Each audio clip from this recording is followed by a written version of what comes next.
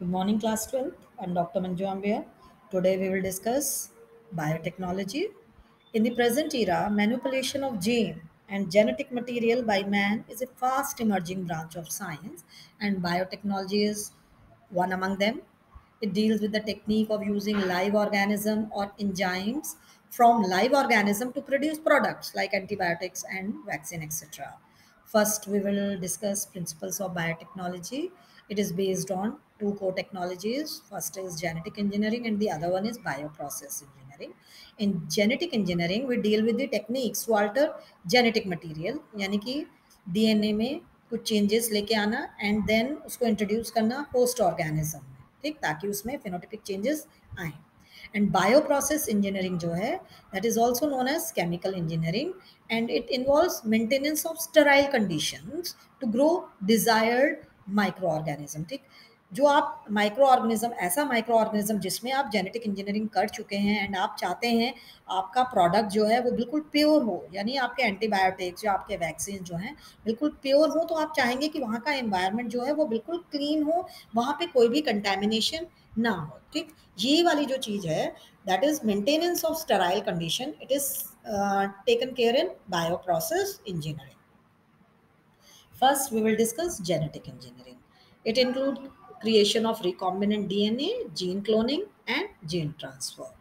जो अपना traditional hybridisation है जिसमें कि आप प्लांट्स एंड एनिमल्स में जो है वो चेंजेस लेके आते हैं ताकि उनकी प्रोडक्शन को आप इंक्रीज कर सकें. चाहे प्लांट्स में आप अपने मनचाहे करेक्टर्स डाल सकें एंड जो एनिमल्स हैं उसमें आप सुपीरियर मेल को जो है सुपीरियर फीमेल के साथ जो है वो क्रॉस करवा सकें. ठीक है, उसमें क्या होता है, लेकिन एक ड्रॉबैक आ जाता है कि उसमें जब वो आपके डिजायरेबल करेक्टर के साथ जो है अनडिजायरेबल जीन्स भी जो है वो मल्टीप्लाई कर जाते हैं. ठीक, लेकिन जेनेटिक इंजीनियरिंग जो है it permits to isolate only the desirable gene and then introduce it into the target organism. ठीक, हम सिर्फ डिजायरेबल जीन्स को ही जो है आइसोलेट करेंगे एंड फिर उसको उस और दूसरे ऑर्गेनिज्म में डाल के जो है उससे प्रोडक्ट को पा सकते हैं. ठीक, पॉल बर्ग जो है he is known as the father of genetic engineering and उन्होंने सबसे पहले इंट्रोड्यूस किया था एक gene SV40 into a bacterium with the help of lambda phage.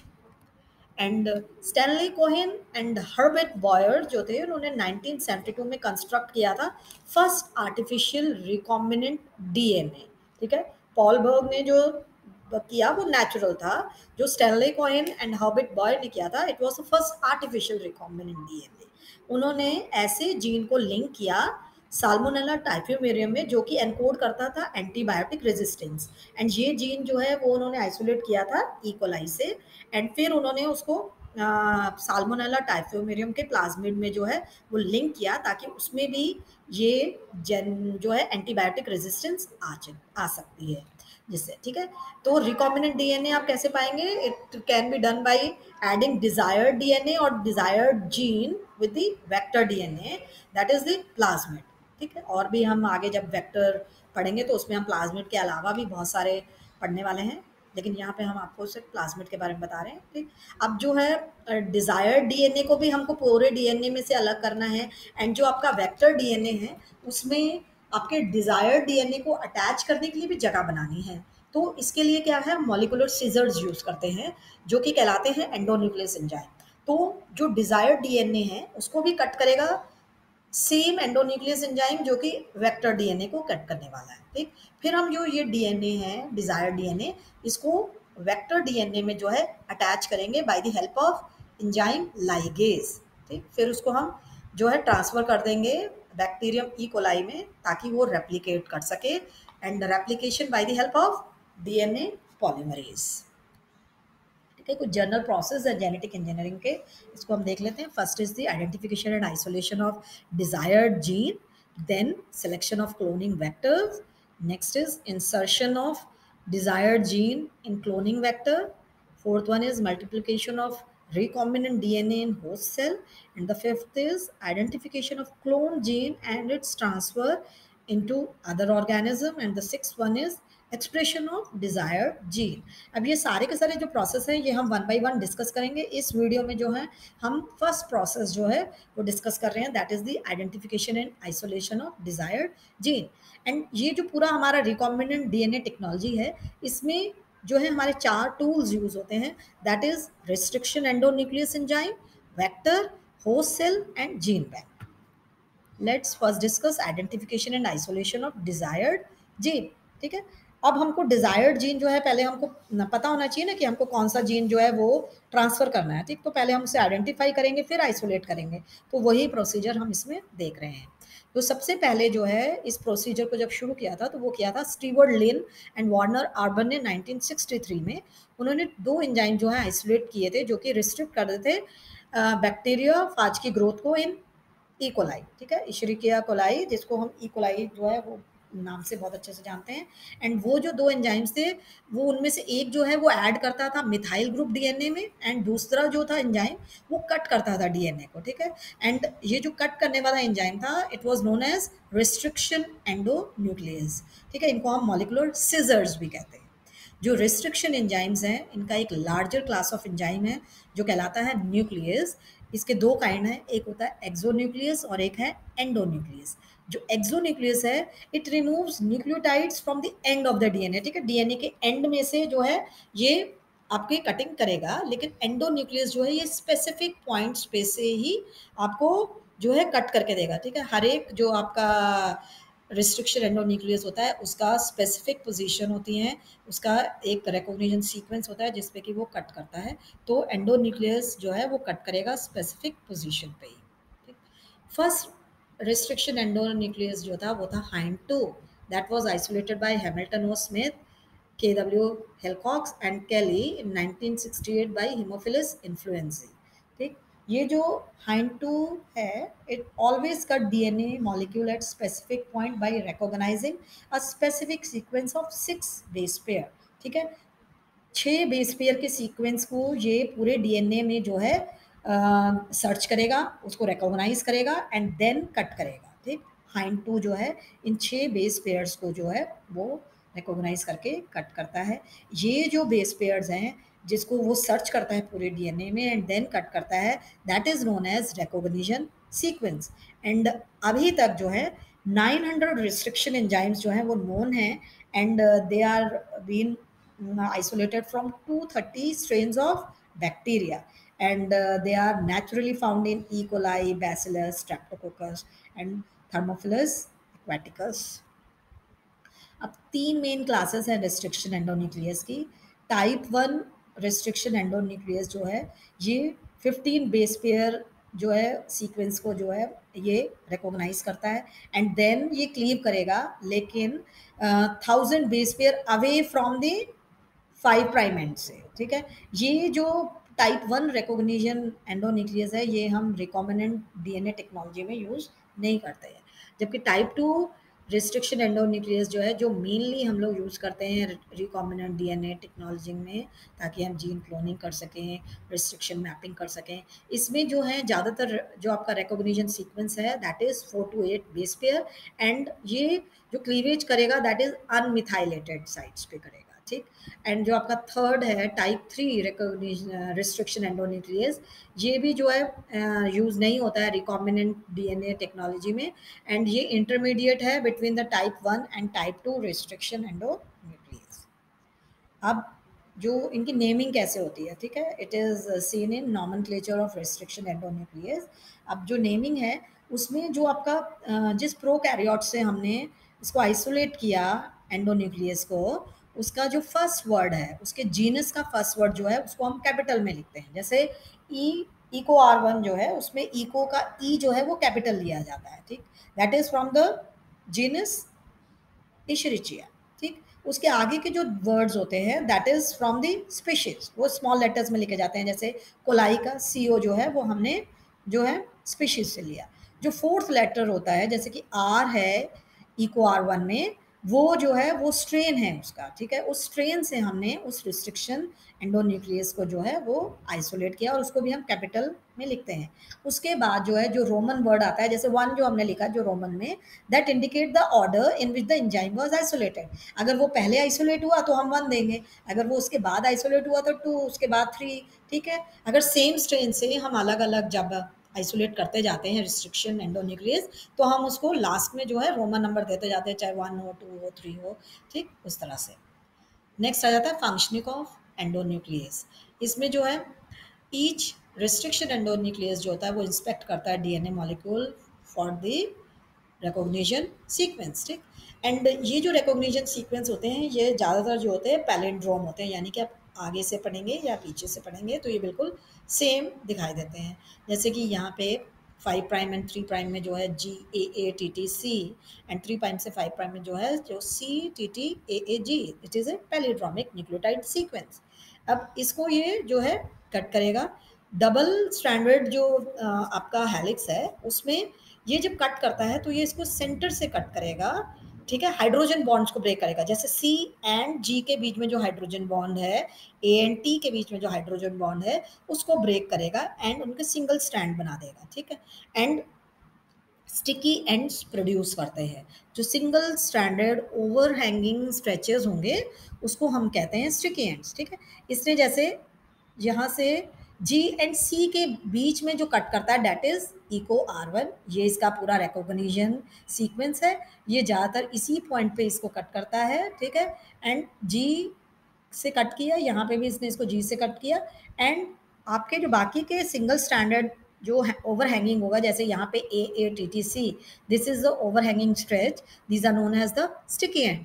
And ये स्टिकी एंड जो है हाइड्रोजन बॉन्ड बनाएंगे कॉम्प्लीमेंट्री पार्ट के साथ। जैसे प्लाज्मिड में जो कट हुआ होगा उसमें ये वाला पार्ट होगा, उसमें ये वाला पार्ट होगा, वो जाके जो है वहाँ पे अटैच हो जाएगा, ठीक है। It facilitate the action by DNA ligase, ठीक है। जब ये जो ओवरहैंगिंग जो होते हैं आपके स्टिकी एंड्स, ये डीएनए लाइगेज को जो है एक्शन करने देते हैं ताकि जो आपका डिजायर्ड डीएनए है वो अटैच हो सके प्लाज्मिड में। प्लाज्मिड में भी सेम जो है वो कटिंग होगी, जैसे कि आप इको R1 में देख रहे हैं, जहाँ से ये डिजायर्ड डीएनए को कट किया है वैसे ही कट जो है वो आपके प्लाज्मिड में होगा एंड वहाँ पे जाके ये अटैचमेंट करेंगे, ठीक है। कुछ और एंजाइम है जो कि जेनेटिक इंजीनियरिंग में यूज होते हैं, that is RNA dependent DNA polymerase, ये ज़्यादातर जो है रिवर्स ट्रांसक्रिप्टेज जो होता है उसके लिए काम में आता है, ठीक। एंड इसमें पॉलीमराइजेशन होती है nucleotides of DNA stand on RNA template. And जो आपका डीएनए डिपेंडेंट डीएनए पॉलीमरेज है उसमें पॉलीमराइज हो रहा है nucleotides of complementary DNA stand on DNA templates, ठीक है। लाइगेज जो है वो ज्वाइन करेगा दो डीएनए फ्रैगमेंट्स को by forming phosphodiester bonds. And जो आपके लाइसोजाइम्स हैं they will dissolve bacterial cell wall to get DNA for genetic experiment. अब जो आपका डीएनए है वो बैक्टीरियल सेल के अंदर है, अब उसके सेल वॉल को जो है वो डिसॉल्व करना पड़ेगा तभी आप डीएनए तक पहुंच पाएंगे। तो उसके लिए जो है लाइसोजाइम एक्ट करता है वॉल पे, उसको डिसॉल्व कर देता है एंड आप डीएनए तक पहुंच पाते हैं एंड उसको आप जेनेटिक एक्सपेरिमेंट यूज करेंगे, ठीक है। जो एल्कलाइन फॉस्फेटेज है ये क्या करेगा, कट करेगा 5 प्राइम एंड को सर्कुलर डीएनए में एंड उसको लीनियर रहने देता है। लीनियर करेगा ताकि आपका डिजायर्ड फ्रैगमेंट जो है वहाँ पे इंसर्ट हो सके। अगर वो सर्कुलर हो जाएगा वापस से तो वहाँ पे इंसर्ट होना बहुत मुश्किल हो जाता है। तो जो है इसमें 5 प्राइम एंड जो है सर्कुलर डीएनए का उसको लीनियर रखने में एल्कलाइन फॉस्फेटेज जो है बहुत ज़्यादा हेल्प करता है, ठीक है। यहाँ पे हम लोगों ने जो है अपना आइडेंटिफाई भी कर लिया डीएनए स्ट्रेच एंड हमने उसको आइसोलेट भी किया है। अब हमको क्या करना है, इसको सेपरेट करना है। हमको इसको सेपरेट करना है, आइसोलेट करना है इस डीएनए फ्रेगमेंट को, क्योंकि हमने अब अपना डिजायर्ड डीएनए पा लिया, हमने उसकी कटिंग कर ली। इसके लिए जो फर्स्ट हम लोग यूज करते हैं that method is known as gel electrophoresis. इस टेक्निक में जो है हम लोग डीएनए को जो कट पार्ट है उसको, जैसे डीएनए हम जानते हैं कि नेगेटिवली चार्ज है, उसको जो हम फोर्स करते हैं एक इलेक्ट्रिक फील्ड में जो कि हम प्रोवाइड करते हैं एग्रोस जेल में या पॉली एक्राइल एमाइड जेल में, ताकि वो जो आपका नेगेटिवली चार्ज डीएनए मॉलिक्यूल है वो मूव कर सके एनोड के तरफ, ठीक है। यहाँ पे जैसे आप जो ये वेल्स देख रहे हैं 1 2 3 4 यहाँ लिखा है, इन वेल्स में जो है हम लोग जो है डीएनए मॉलिक्यूल्स डालेंगे एंड ये जो एग्रॉस है ये सीव जैसी होती है, छन्नी जैसी होती है, जिसमें कि डीएनए मॉलिक्यूल जो है वो मूव करता है आगे की तरफ। जो सबसे छोटे होंगे साइज में, यानी जिनका मॉलिकुलर वेट सबसे कम होगा वो सबसे आगे मूव करेंगे एंड जो बड़े होंगे वो पीछे ही रह जाते हैं, ठीक है। Smaller the DNA fragment size the farther it moves, मतलब वो उतने दूर चले जाता है। जैसे यहाँ पे आप देख रहे हैं सबसे दूर चला गया, ये सबसे छोटे साइज का डीएनए फ्रैगमेंट होगा। ठीक, उसके बाद जो हम इन डीएनए फ्रैगमेंट को जो है स्ट्रेन करेंगे इस पूरी जेल को एंथ्रीडियम ब्रोमाइड में, एंड हम इसको विजुअलाइज कर सकते हैं यूवी लाइट में, एंड हमको ऑरेंज बैंड्स नजर आते हैं। अब आपने जब देख लिए ये ऑरेंज बैंड्स, उसमें से जब हम डीएनए फ्रैगमेंट को कट कर रहे होते हैं उस जेल में से, then that process is known as elution. ठीक है, नेक्स्ट जो हमारी है that is the blotting technique. Blotting technique जो है, ये तीन मेथड है इसके, एक है southern blotting, northern blotting and western blotting. इसमें जैसे कि ब्लॉट जो वर्ड है that is for the membrane. Southern blotting में जो है हम लोग डिटेक्ट करते हैं DNA, and it was given by E M southern in 1975। And northern blotting जो है, इसमें आप डिटेक्ट करते हैं आरएनए, इसको एल्विन एटाल ने 1979 में जो है वो डिस्कवर किया था। जो आपके जो आपका वेस्टर्न ब्लॉटिंग है, इसमें डिटेक्ट किया जाता है प्रोटीन, जो कि टॉबिन एटाल ने 1979 में जो है फाइंड आउट किया था। ठीक है, यहाँ पे हम सदर्न ब्लॉटिंग टेक्निक को कुछ समझ लेते हैं। सबसे पहले जो है डबल स्टैंडर्ड डीएनए जो है, उसको उसमें से आप डिजायर्ड जीन को जो है कट करेंगे। उसको कट करने के लिए आप कौन सा एंजाइम यूज कर रहे हैं? रिस्ट्रिक्शन एंडोन्यूक्लियस एंजाइम यूज कर रहे हैं, जिससे कि डीएनए फ्रेगमेंट्स हो जाएंगे। फिर आप इन डीएनए फ्रेगमेंट्स को जो है अलग करेंगे by gel electrophoresis. Gel electrophoresis के बाद जो है आपको जैसे ही वो जेल मिल गई, अब हम इसको प्लेस करेंगे बफर में, जो कि ट्रांसफर बफर है। एक ट्रे में आप लेंगे, उसके अंदर आप प्लेस करेंगे ग्लास या फिर एक ऐसा सपोर्टिंग मटेरियल जो कि स्पॉन्ज भी हो सकता है, उसके ऊपर आप जेल रख देंगे। इस जेल के ऊपर जो है मेम्ब्रेन प्लेस की जाती है। ये जैसे ये मेम्ब्रेन है, इस मेम्ब्रेन के ऊपर जो है, ये मेम्ब्रेन जो है ये नाइट्रोसेलुलोज भी हो सकता है या फिर नाइलॉन मेम्ब्रेन भी हो सकती है। नाइलॉन मेम्ब्रेन जो है वो ज़्यादा स्ट्रांगली बाइंड होती है डीएनए के साथ। उसके ऊपर आप पेपर टाल रखते हैं, एंड फिर उसके बाद जो है आप वेट्स रखते हैं। अब ये जो बफर है, it will move upward bye capillary action, ये धीरे धीरे मूव करेगा अपवर्ड। फिर जेल से होते हुए जो आपका डीएनए भी जो है उस बफर के साथ जो है मूव करते हुए जो है मेम्ब्रेन में ट्रांसफर हो जाएगा डीएनए। एंड जब आपका पेपर टॉल भी पूरी तरह से जो है वेट हो जाते हैं, तो इसका मतलब हो जाता है कि मेम्ब्रेन जो है उसने डीएनए जो है वो ले लिया। अब जो है हम प्रोब जो है वो डालेंगे इसमें, ताकि प्रोब से क्या होगा? हाइब्रिडाइजेशन होगी। ठीक है, यहाँ पे जब हम लोग जेल इलेक्ट्रोफोरेसिस है, जेल जेल इलेक्ट्रोफोरेसिस के वक्त ये होता है डबल स्टैंडर्ड ही आपको डीएनए मिला। अब यहाँ पे जो डबल स्टैंडर्ड डीएनए है, इसको हमको सिंगल स्टैंडर्ड करना है। इस सिंगल स्टैंडर्ड करने के लिए, सिंगल स्टैंडर्ड डीएनए करने के लिए जो है हम उसको ट्रीट करेंगे with mild alkali solution that can be NaOH solution, ठीक, ताकि सिंगल स्टैंडर्ड डीएनए हो जाए। अब इस सिंगल स्टैंडर्ड डीएनए को जो है हमको जो है हाइब्रिडाइज करना है प्रोब के साथ। ये जो प्रोब होगा, इसमें जो है हम इसको जो है फ्लोरेसेंट टैग भी कर सकते हैं, या फिर आप इसे रेडियो लेबल्ड भी कर सकते हैं, ताकि बाद में आप इसे डिटेक्ट कर सकें। ये जो प्रोब है, ये आपके डिजायर्ड डीएनए के साथ जो है वो बाइंड कर जाएगा, and then by the help of autoradiography और फ्लोरेसेंट जो आपकी टेक्निक है, उससे जो है आप पता लगा सकते हैं अपने डिजायर्ड डीएनए का। ठीक है, next one is the polymerase chain reaction. Carry मुलिस जो थे, उन्होंने डेवलप की थी ये technique for the synthesis of multiple copies of desired gene. ठीक है, हमको एम्पलीफाई करना है। डिजायर्ड जीन जो है वो हमको मिला, लेकिन वो स्मॉल क्वांटिटी में था। अब हम उसको, उसकी जो अमाउंट है उसको इंक्रीज करना है। ठीक, उसकी जो अमाउंट को इंक्रीज करने के लिए जो है ये टेक्निक दी थी कैली मुलिस ने 1955 में। इस साइकिल में जो है बेसिकली 3 स्टेप्स हैं। एक है डीनेचुरेशन, जो कि 96 डिग्री सेंटीग्रेड पे होता है। एक इसमें क्या होता है, हीट ट्रीटमेंट दी जाती है। हीट ट्रीटमेंट जो है 96 डिग्री सेंटीग्रेड पे दी जा रही है, जिससे कि डबल स्टैंडर्ड डीएनए जो है वो अलग हो जाएगा, सेपरेट हो जाएगा, एंड आपके जो हाइड्रोजन बॉन्ड हैं वो ब्रेक हो जाएंगे, एंड सिंगल स्टैंडर्ड डीएनए रह जाएगा। ठीक, एनीलिंग जो है that is at 55 degree centigrade, उसमें जो है हम 2 एलिगोन्यूक्लियोटाइड जो है, उनको हम प्राइमर्स बोलते हैं, उसको हाइब्रिडाइज करेंगे सिंगल स्टैंडर्ड टेम्पलेट में। जैसे यहाँ पे शो किया है, यहाँ पे जो है ये प्राइमर जो है ये अटैच कर दिए गए हैं। इसको हम बोलते हैं एनीलिंग। Annealing means joining. ठीक है, हमने प्राइमर्स जो हैं वो ऐड किए ताकि ये आगे जो है एक्सटेंशन कर सके। This extension is at 72 degree centigrade by the help of DNA polymerase. ये जो डीएनए पॉलीमरेज है that is oscillated from thermophilic bacteria Thermus aquaticus. ठीक। ये जो एम्प्लीफिकेशन आपने कर ली, अब आपको डीएनए मिल गया, आपके डिजायर्ड जो डीएनए था उसकी आपको बहुत सारी कॉपीज भी मिल गई। अब आपको इसको लाइगेट करना है वेक्टर में and for further cloning, and this we will be discussing in the further videos.